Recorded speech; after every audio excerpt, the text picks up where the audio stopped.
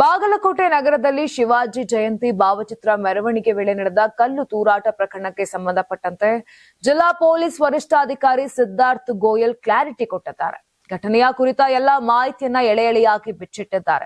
ಈ ಘಟನೆ ಸಂಬಂಧ 8 ಆರೋಪಿಗಳನ್ನ ಪೊಲೀಸರು ಈಗಾಗಲೇ ಬಂಧಿಸಿದ್ದು ತನಿಖೆ ನಡೆಸಿದ್ದಾರೆ. ಶಿವಾಜಿ ಜಯಂತಿಯ ಮೆರವಣಿಗೆ ವೇಳೆ ಕಲ್ಲು ತೂರಾಟ ನಡೆಸಿದ್ದ ನವನಗರ ನಿವಾಸಿ ತನ್ವೀರ್ನನ್ನ ಬಂಧಿಸಲಾಗಿದ್ದು, ಸುಮೋಟೋ ಕೇಸ್ ದಾಖಲಿಸಿಕೊಂಡು ಎಫ್ಐಆರ್ ಮಾಡಿದ್ದೇವೆ ಅಂತ ಎಸ್ಪಿ ಸಿದ್ಧಾರ್ಥ್ ಹೇಳಿಕೆ ನೀಡಿದ್ದಾರೆ. ಸಿಸಿಟಿವಿ ದೃಶ್ಯ ಪರಿಶೀಲಿಸಿ 8 ಆರೋಪಿಗಳನ್ನ ಬಂಧಿಸಲಾಗಿದ್ದು, ತನ್ವೀರ್ನನ್ನ ಹೊರತುಪಡಿಸಿ ಬೇರೆ ಯಾರೂ ಕಲ್ಲು ತೂರಾಟ ಮಾಡಿಲ್ಲವೆಂದು ಆತನೇ ಒಪ್ಪಿಕೊಂಡಿರುವುದಾಗಿ ಎಸ್ಪಿ ಹೇಳಿದ್ದಾರೆ. ಈ ಗಲಾಟೆ ಪೂರ್ವ ಯೋಜಿತವಾಗಿದ್ದಲ್ಲ ಮತ್ತು ಡಿಜೆ ವಿಚಾರಕ್ಕಾಗಿಯೇ ಕಲ್ಲು ತೂರಾಟ ನಡೆದಿಲ್ಲ.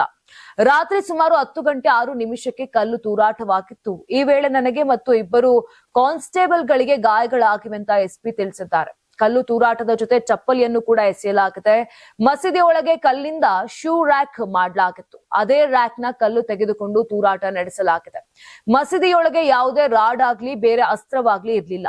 ಗಲಾಟೆ ಹಿನ್ನೆಲೆ BNS 163 ಅಡಿ ನಿಷೇಧಾಜ್ಞೆ ಜಾರಿಗೊಳಿಸಲಾಗಿದೆ ಅಂತ ಬಾಗಲಕೋಟೆ ಎಸ್ಪಿ ಸಿದ್ಧಾರ್ಥ ಗೋಯಲ್ ಹೇಳಿದ್ದಾರೆ. Karnataka TV leader awards 2025 best MLA nomination Kalyana Karnataka, Sharanagouda Kandakur Gurumitkal ಕ್ಷೇತ್ರ, ಅಜಯ್ ಸಿಂಗ್ ಜೇವರ್ಗಿ ಕ್ಷೇತ್ರ, ಶೈಲೇಂದ್ರ ಬೆಲ್ದಾಳೆ ಬೀದರ್ ದಕ್ಷಿಣ ಕ್ಷೇತ್ರ, ಶರಣು ಸಲಗರ್ ಬಸವ ಕಲ್ಯಾಣ ಕ್ಷೇತ್ರ, ಬಸವರಾಜ್ ಮತ್ತಮೋಡ್ ಕಲಬುರಗಿ ಗ್ರಾಮೀಣ ಕ್ಷೇತ್ರ, ಅಲ್ಲಮಪ್ರಭು ಪಾಟೀಲ್ ಕಲಬುರಗಿ ದಕ್ಷಿಣ ಕ್ಷೇತ್ರ, ಮಾನಪ್ಪ ಡಿ ವಜ್ಜಲ್ ಲಿಂಗಸುಗೂರು ಕ್ಷೇತ್ರ, ಅವಿನಾಶ್ ಜಾಧವ್ ಚಿಂಚೋಳಿ ಕ್ಷೇತ್ರ, ಹಂಪನಗೌಡ ಬದರ್ಲಿ ಸಂದನೂರು ಕ್ಷೇತ್ರ, ರಾಘವೇಂದ್ರ ಹಿಟ್ನಾಳ್ ಕೊಪ್ಪಳ ಕ್ಷೇತ್ರ, ಗಣೇಶ್ ಕಂಪ್ಲಿ ಕ್ಷೇತ್ರ, ಕೃಷ್ಣ ನಾಯಕ್ ಹಡಗಲಿ ಕ್ಷೇತ್ರ.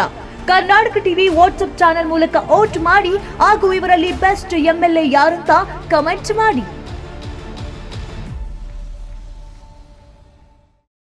ನೀವು ಸಣ್ಣ ಆಗ್ಬೇಕಲ್ವಾ? ಅದು ಒಂದು ಉತ್ತಮ ಆಹಾರದಿಂದ ಸಣ್ಣ ಆಗ್ಬೇಕಲ್ವಾ? ಪ್ರತಿದಿನ ನಮ್ಮ ಜೀನಿ ಸ್ಲಿಮ್ ನ ಯೂಸ್ ಮಾಡಿ ಯಾವುದೇ ಸೈಡ್ ಎಫೆಕ್ಟ್ ಇಲ್ದಂಗೆ ನೀವು ಸಣ್ಣ ಆಗ್ತೀರಾ.